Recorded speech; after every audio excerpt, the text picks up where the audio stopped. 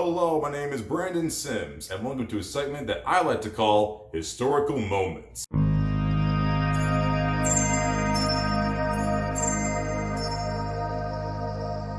This is where I talk about historical events at any specific time and date. And one better way to start it off with the event that happened here on this particular date 65 years ago. I'm talking about none other than Emmett Till. Emmett Lewis Till was born on July 25, 1941.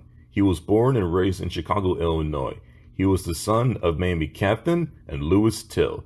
At the age of 6, Emmett was diagnosed with polio, which left him with a stuttering problem. He was largely raised by his mother in a busy neighborhood in Chicago's South Side, near distant relatives. His mother worked as a civilian clerk at the U.S. Air Force to make ends meet. She recalled Emmett was helpful enough to do chores around the house, and that he didn't know his own limitations, though he got distracted sometimes. Most of the time, Emmett was a happy-go-lucky kid growing up. He and his cousins played together, pulled pranks on each other, and they even spent their free time playing baseball games. He was a stylish dresser, and was often the center of attention among his friends. In August 1955, Emmett's great-uncle Moses Wright came up from Mississippi to visit the family in Chicago.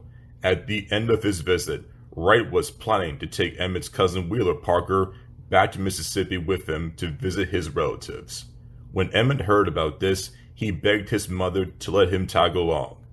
3 days after arriving in Money, Mississippi on August 24, 1955, Emmett and a group of teenagers walked into Bryant's grocery and meat market to buy drinks after a long day of picking cotton on a hot afternoon day.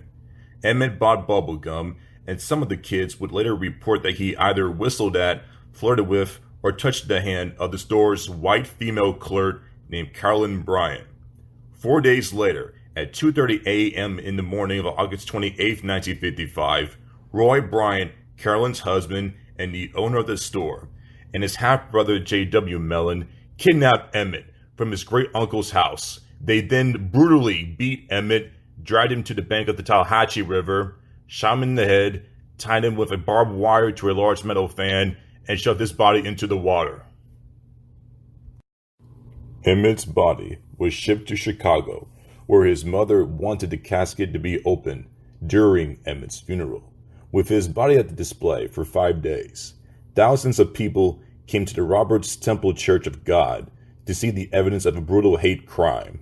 Mamie Catherine has suffered in colossal pain to see her son's dead body on display, but she wanted the casket to remain open to, and I quote, "let the world see what has happened, because there is no way I could describe this, and I need to help me to tell what it's like." A couple weeks later, two black publications, Jet Magazine and the Chicago Defender, published images of Emmett Till's corpse.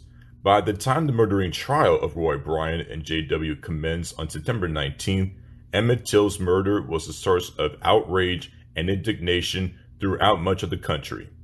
Because African Americans and women were barred from serving duty, Bryant and Mellon were tried before an all-white, all-male jury. In an act of extraordinary bravery, Moses Wright took the stand and identified Bryant and Mellon as his nephew's kidnappers and killers. At the time, it was almost unheard of an African American to accuse white Americans in court, and by doing so, Moses Wright risked his own life. On September 23rd, the panel of an all-white male jurors acquitted Bryant and Mellon of all charges. Their deliberations lasted for 67 minutes. A few months later, on January 1956, Bryant and Mellon admitted to committing the brutal hate crime. Protected by double jeopardy laws, they told the whole story of how it all happened to Look magazine for $4,000. A year later, after the Supreme Court's landmark decision in the Brown v. Board of Education mandated the end of racial segregation in public schools, Emmett Till's death provided an important catalyst for the civil rights movement. In 2007, Carolyn Bryant Donham spoke up about the incident while speaking with a writer and historian, Timothy B. Tyson, and admitted that Emmett Till did not touch or grab her. She said, and quote, Nothing that boy did ever could justify what happened to him. The murder of Emmett Till would later on become the inspiration of the civil rights movement, as well as the Black Lives Matter movement, including renaming his old school, James McCosh Elementary School in Chicago, to Emmett Lewis Till Math and Science Academy.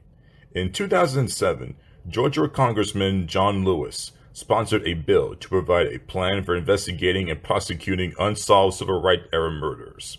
The Emmett Till Unsolved Civil Rights Crime Act was signed into law in 2008. The legacy of Emmett Till still lives on to this day.